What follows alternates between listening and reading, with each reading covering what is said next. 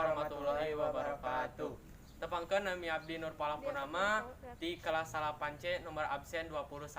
Tepangkeun nami abdi Ryan Septiana di kelas 8A nomor absen 25. Abdi sareng rerencangan Bade mintonkeun kaulinan enggrang.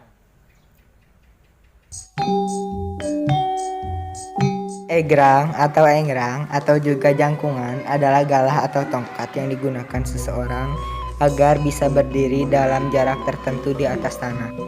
Egrang adalah alat permainan tradisional yang terbuat dari 2 batang bambu dengan ukuran selengan orang dewasa. Sedangkan untuk tumpuan bawah bambunya agak besar.